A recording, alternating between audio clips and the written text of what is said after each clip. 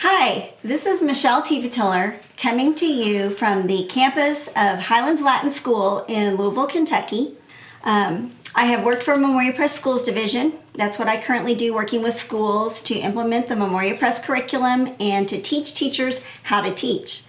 I have taught at Highlands Latin School for several years, teaching students how to read, and I have written curriculum for Memoria Press in the primary grade levels. Additionally, all of my children have attended Highlands Latin School. You are here today to learn how to teach your child to read. We're going to do that in about 30 minutes, and I'm a little nervous about that. We need to talk about readiness.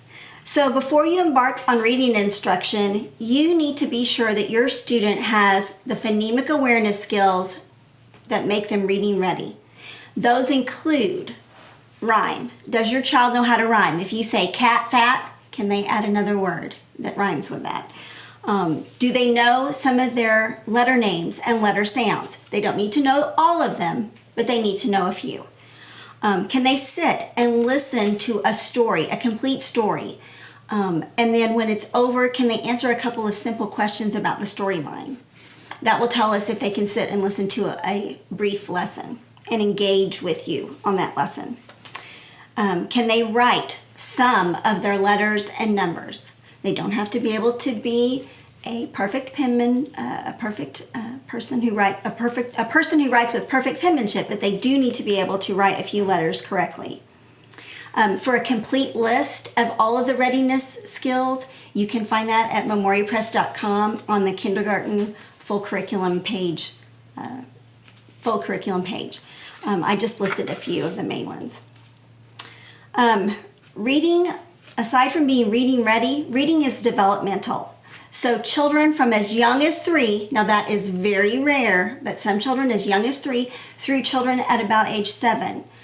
So that's a wide range of age levels. From 3 to 7 is when you are ready to learn to read. 5 is typical. But let's look at those ages a little more carefully. When a child is 3 or 4, they may meet the reading readiness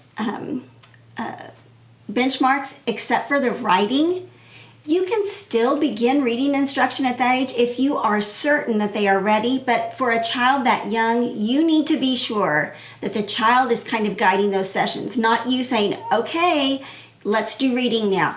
A 3-year-old needs to play. They're going to learn more from play than they are sitting and listening to you try to instruct them in a reading lesson.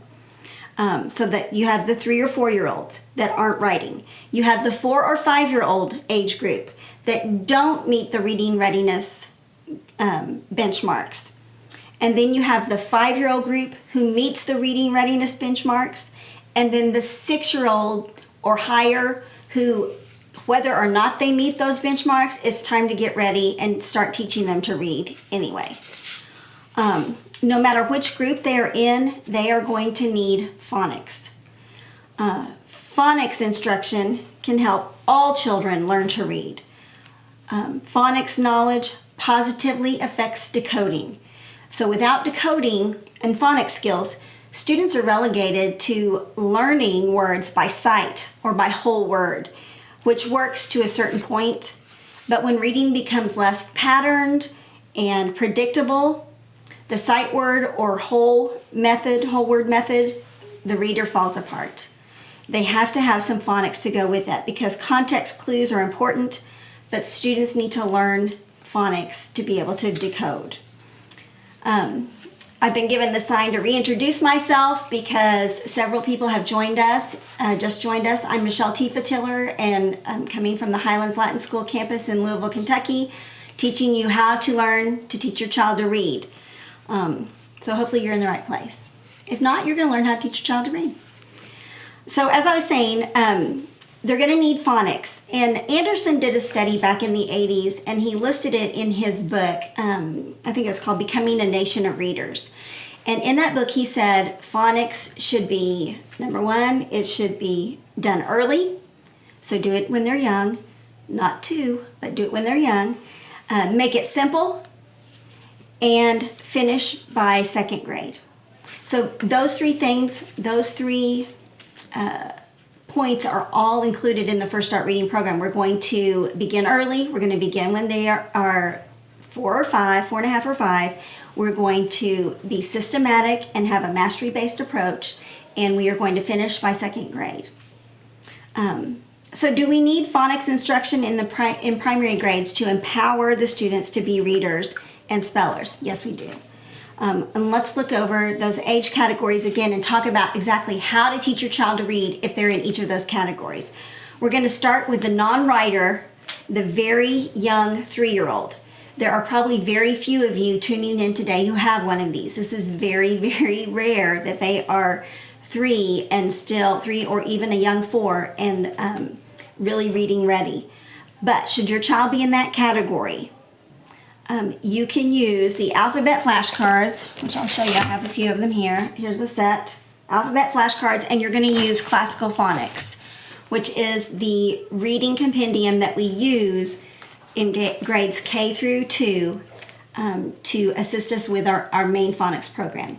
But we can use these with the student who is not ready to write. We do not want to put a pencil in a 3-year-old's hand and make them write letters. So the best way to use this program would be to introduce the letters with the phonics flashcard, and then you're going to, in your classical phonics text, you're going to have them recognize, look at the picture, and listen for the sound of the letter. So they're going to see the letter and the picture sound, and they're going to blend and read the letters using the classical phonics. So the reason we're going to use the flashcards separately is because after you introduce each letter, you're going to keep a set of those flashcards of the letters that they recognize, and you're going to use those as a warm-up whenever you can throughout the day, mixed in with their play. Classical phonics is going to build on itself, so you'll be able to get through the whole alphabet before you will really blend and read too many words. They're only going to be asked to read a few words a day, which is really all they need. We're going to build mastery slowly and carefully. But at the end of each section in this book, you're going to have an assessment that you can give your child to make sure that they are ready to go to the next section of the next level of reading. So this is what you could use with your child that has no writing component. Again, very rare to be able to use this with your child. Introduction. I'm just making sure that we're covering everything. Oh, the classical phonics book follows the same introduction of letters, the same pattern of introduction of letters as First Start Reading. So it's not, classical phonics will not start with A and then go to B and then to C. It's going to start with the liquid letters, your M's, your N's, your S's, letter sounds, letters that can be held out and their sounds can be lengthened, and they're easier to learn.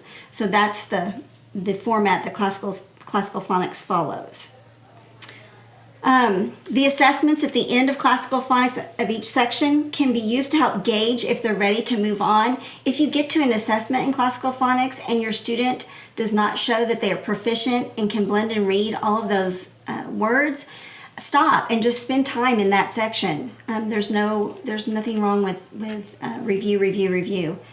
And most importantly, though, for those young ones that aren't writing, is keep reading to them. And you'll hear me say that at the end of each age group.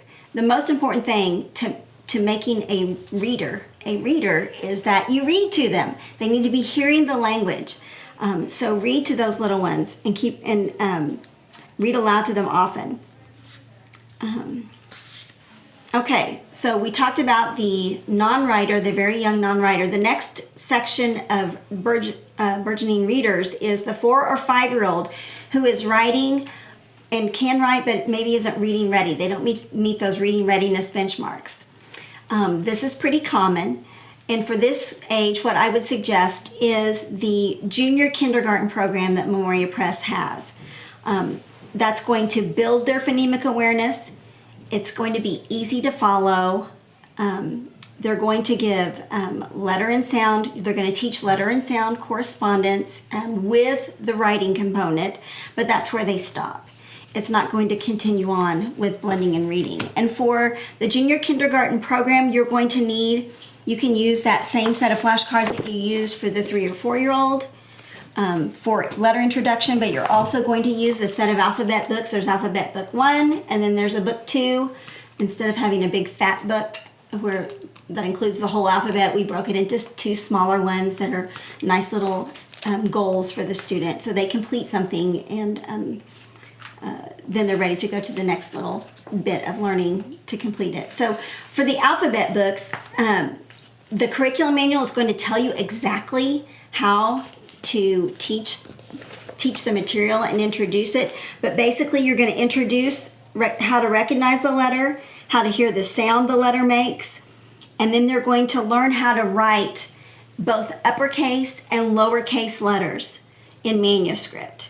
And this is important because that's how they're seeing the words in print. There are some companies that teach cursive first, and they say, this is how we read this, but this is how we write, kind of a thing. If that's you, that's fine. We're going to teach reading with manuscript because we think it's best for them to see the word as they're reading it, as closely as we can to how they're reading with it. So they're going to form the uppercase and lowercase letter, and they're going to get some practice with hearing the sound and some pictures and that kind of thing. And all the while, they are listening to stories read aloud to them that are building their vocabularies and getting them ready to continue with your reading. The last group is the 5-year-old, 5 to 6-year-olds who do meet the reading readiness benchmarks. And this group should also include those 6 or 7 or 8-year-olds that have not shown that they're reading ready. We need to go ahead and get them started and make sure that we kind of catch them up, if you will. And of course, I'm talking about older students who are not diagnosed with a learning challenge, just the older students who just have not, for whatever reason, begun a reading program. We want to go ahead and get them started. And we're going to start that group in First Start Reading with Memoria Press's kindergarten level Learning to Read phonics program. This program is very similar to the junior kindergarten program, but it continues after we introduce the letter, teach the student how to hear the sound, and how to write both uppercase and lowercase letters. We're going to then blend and read with the letter. But before you begin the First Start Reading program, you need to look at the teacher's guide for that program and read the front of the book. There's about 6 or 8 pages about phonics and how to use the First Start Reading book. I'm going to tell you briefly how to use that today, but I'm certainly not doing a complete model lesson. The book will detail how to teach every single section of that book. So you want to be sure and read that because you can't teach what you don't know, and it's going to give you enough phonics so that you can teach the First Start Reading book. Okay, so one of the things we're going to add with First Start Reading is a blending element. So after they've recognized the letter, they know what sound it makes, they know how to write with the letter, we're going to blend and read with the letter. Blending is where we teach students that reading occurs from left to right. We're going to build word families, and then we're going to review these word families often. We're going to read them and work with them very often. I'll give you an example of blending. So blending is going to look like this, where you have a letter, and this is what we call a blend line, and another letter, and we're going to use our reading finger, put it under that first letter, say its sound, and blend it with the T, at. And then usually after you blend 2 letters, we're going to make a word family out of those 2 letters. So here we have the at family. So we're blending A and T to form at. Then we're going to add letters that we already have talked about within the program and mastered the sounds of. So we're going to use M, which is one of the first letters we learn, and we're going to blend M with at. So mat, sat, rat, fat. And that's exactly how it should look when you do it with your child. And you can use that with a little whiteboard, or you can do it in their First Start Reading book. I've copied this almost exactly from the page.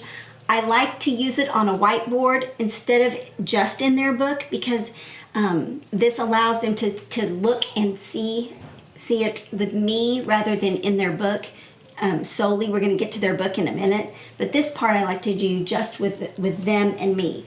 At, mat, sat, rat, fat. After we do the initial blending with them, we're going to review the at family for several days until we are pretty sure they have it down. They're no longer saying at. They're saying mat. When there's more fluidity to it, they will see it like this. We'll still practice it, but we'll practice it like this. At, mat, sat, rat, fat. And then you can practice it several ways. Top down, bottom up, mix it up, read the word I point to. But the point is we're going to review. So I write it on a whiteboard, and then when they open their book, they see the exact same setup in their book, and they blend and read to me. So we do it together first, and then they do it by themselves in their book. There are several pages of word family, blending and reading, and building word families in First Start Reading.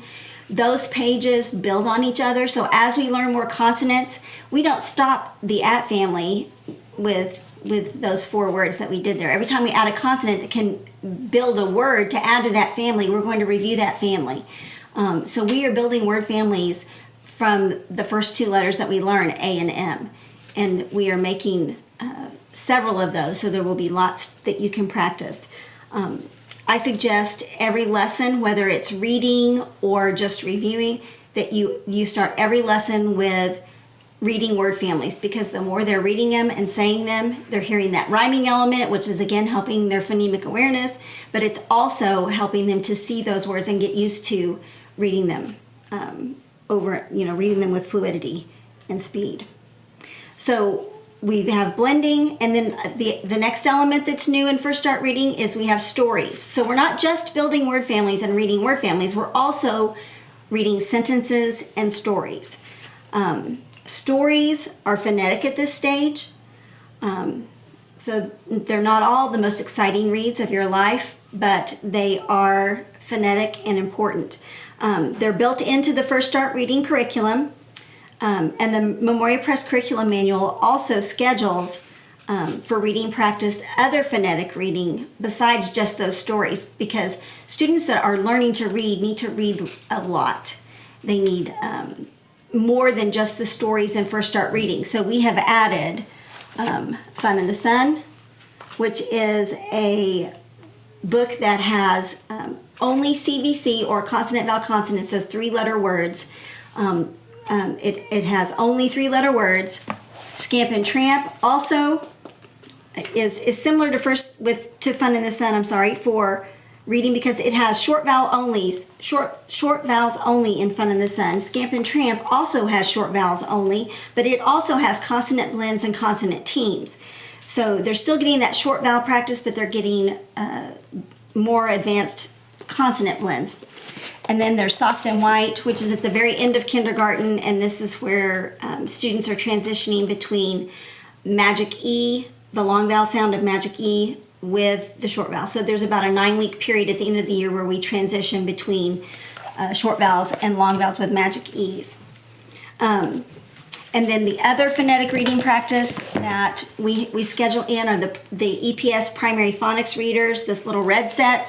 There are other colors, but the red set is scheduled with the kindergarten learning to read level, because it gives you additional short vowel practice, which those short vowels are the most difficult, and the students need the most practice with those. So that's what we offer, all of that phonetic reading practice. For the stories in First Start Reading, though, we're going to start those by reviewing the phonics flashcard for the letter that they've learned that week. So let's say it was M. It's not, but let's just say it was M. You'd show them the phonics flashcard and review those sounds in isolation. Then, and you could do that earlier in the day. You don't have to do that right before reading the story. Do it in the morning. Do something else, and then come back and read some word families. Review all those word families that are in the previous previously in the lesson, review all of those. And then you sit down and read your story and first start reading. When you work through the story and first start reading, it's scripted. So it tells you, have your child read the first line. So you sit down with your child, get their reading finger out, and he decodes and reads that first line. At the end of that line, there's a question for you to ask. Don't wait till the end of the story and ask all the questions. Ask the comprehension question after each line. That helps your child to know that reading is connected to comprehension. And that's with the first reading only. Okay, I see my assistant over here is telling me I have a question. Yes? Does this program work well for a dyslexic student as compared to the Barton program?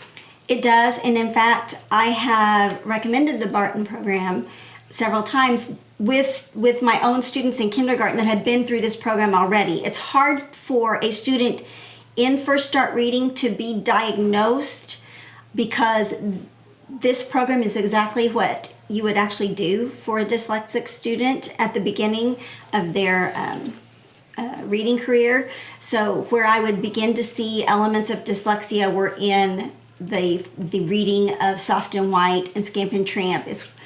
So when we really get into more reading is when you would begin to see it. But as far as introduction of letters and the basic sounds, the First Start Reading program is what I would use. Yes. Okay, so back to First Start Reading. So the stories in First Start Reading, we're going to start with a flashcard practice. We're going to do review of the word families, and then we're going to work through the story following the script in the teacher's guide. And we're going to ask the comprehension questions. And the last element towards reading instruction in First Start Reading is dictation. It's the next step that a student takes after he has mastered decoding. He's going to do encoding, and that's what dictation is. Encoding is the translating, just if you didn't know, encoding is the translating of letters and sounds into written words. So First Start Reading uses dictation to practice encoding rather than spelling. We do not suggest you do spelling at the kindergarten learning to read level. We reserve spelling for first and second grades. But in kindergarten, we're going to use dictation. Dictation would simply be where, let's go back to our at family that we've been practicing. At the end of the week, after we have looked at the phonics flashcards and practiced those all week, and we have read the word families on the board all week, and we have read sentences with at words and copied sentences and copied words with at words. We've done all that writing component and review practice of reading.